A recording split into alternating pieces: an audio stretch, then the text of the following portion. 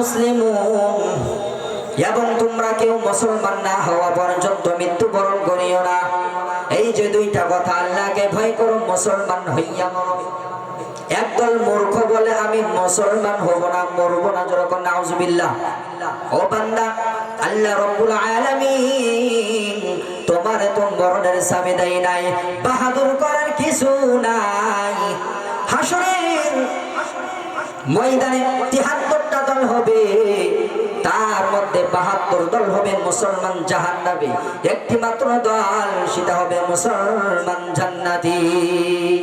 মান হিয়া ইয়া রাসূলুল্লাহ, ইয়া রাসূলুল্লাহ, যে দলটা জান্নাতে যাবে ওই দলটার পরিচয় কি? বিশ্বনবী বললেন, মা আনা আলাইহি ওয়া আসহাবি, যারা শয়ন স্বপনে চলতে ফিরতে সর্ব অবস্থায় আমি রাসূলের আদর্শকে ফলো করবে, তারাই জান্নাতে যাবে। সুবহানাল্লাহ। ইয়া আইয়ুহাল্লাযীনা আমানুত্তাকুল্লাহ, হে পৃথিবীর মুমিন, তোমরা আল্লাহকে ভয় করো। বারবার ভয় করার কথা কেন বললেন? বারবার শুধু আমাকে নয়, যেই নবীর কোনো গুনাহ নাই, মাসুম বেগুনাহ, সেই নবীকে আল্লাহ বললেন, ও নবী, আপনি আমি আল্লাহকে ভয় করেন।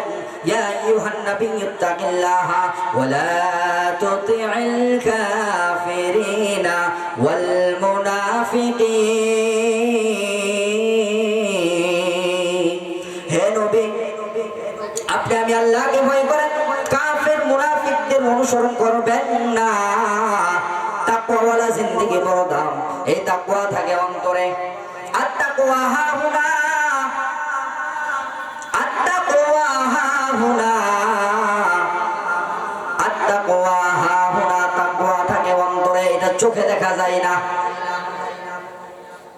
এরে নবীর উম্মতের দল, আমাদের সবাইকে জবাবদিহিতা করতে হবে। এই দুনিয়া শাসন করলেন বাদশাহ জুলকারনাইন, মৃত্যুবরণের আগে ভক্তদের বলে গেলেন, ও আমার ভক্তরা শুনো, আমি যখন মৃত্যুবরণ করব, আমার কাফনের ভেতর থেকে হাত দুইটা এইভাবে বের করে বাজারের মধ্যে ঘুরাই নিয়ে আসবা। সেকেন্দার বাদশাহ মৃত্যুবরণ হয়ে গেল, জানাজা হয়ে গেল। কর্মচারীরা কাফনের ভিতর থেকে হাত দুইটা এইভাবে বের করে বাজারের মধ্যে ঘোরাইতেছে। দুনিয়াদারীরা দেখে, বলো দেখো, বাদশাহ জুলকারনাইন পৃথিবীর শাসনকর্তা ছিলেন, মৃত্যুর পরও দুনিয়ার লোভ সামলাইতে পারে নাই, হাত বাড়াইয়া কি যেন চাইতেছে। ডাক দে বলো, দুনিয়াদারীরা, তোমাদের চোখের পাওয়ার নষ্ট হয়ে গেছে, তোমরা মনে হয় কালো চশমা লাগাইছো, এই জন্য তোমরা সব কিছু কালো কালো কালো দেখো। একজন আল্লাহর ওলিরে তোমরা কিভাবে দুনিয়াদারি ভাবতেছো? সে দুনিয়া তোমাদের কাছে কিছু নেওয়ার জন্য হাত পাতে না। সারা বিশ্বের মানুষদেরকে সবক জানায়া দেয়, আমি সারা বিশ্বের ক্ষমতা পাওয়া সত্ত্বেও আজ আমি খালি হাতে কবরে রওনা দিলাম। এ জীবনে না করিলাম বন্দেগি, গুনাহ করে কাটাইলাম জিন্দেগি, হে গুনাহ করে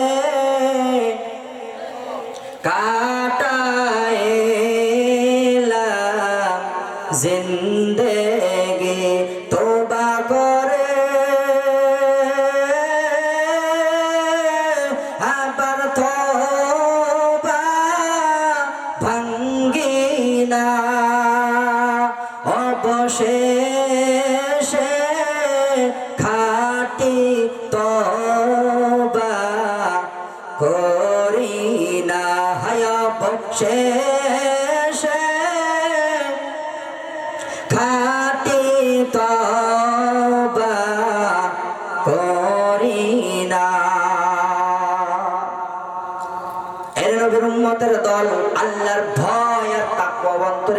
হইতে হবে।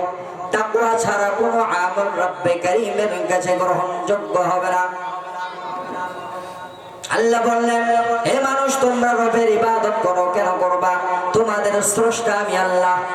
তোমাদের পূর্বে যারা চলে গেল তাদের স্রষ্টা আমি আল্লাহ। কেন করবা? তাকওয়া অর্জন করতে হবে। যার ভিতরে তাকওয়া থাকবে, ইহকালও বাদশা, পরকালও বাদশা।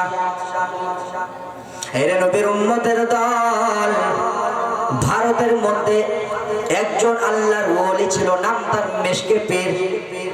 তার বডি থেকে, শরীর থেকে মেশকের ঘেরান। তাকে জিজ্ঞেস করলো, পীর কামেল, তোমার শরীর থেকে কেন মেশকের ঘেরান জানতে চাই। বলে, তোমরা কি শুনতে চাও? বলে, হ্যাঁ। তাহলে শোনো। আমি একদিন সফরে বাহির হইলাম। যাইতে যাইতে যাইতে যাইতে সন্ধ্যা লেগে গেল। রাস্তার পাশে ভাঙা একটি ঘরের মতো ছিল, সেখানে বিশ্রামের জন্য আমি অবস্থান করলাম। একটু পরে দেখি এক যুবতী রমণী সুন্দরী মেয়ে আমার সামনে এসে বলে, ও যুবক, আমার মনের আশা আকাঙ্ক্ষা পূরণ না করা পর্যন্ত তোমাকে এখান থেকে যেতেই দিব না। এই যুবক চিন্তায় পড়ে গেলেন, আল্লাহর দিকে মুতাওয়াজ্জহ হয়ে গেলেন। আল্লাহকে দেখে শুরু করলেন, আমি আমার লাইফে, আমি আমার জীবনে এইরকম মুসিবতে পড়ে নাই। ও আল্লাহ, আপনি আমাকে এই মহা মুসিবত থেকে, বিপদ থেকে আল্লাহ আপনি আমাকে হেফাজত করেন। আল্লাহর দিকে যুবক মুতাওয়াজ্জহ হয়ে গেলেন, দেখা শুরু করলেন। আল্লাহ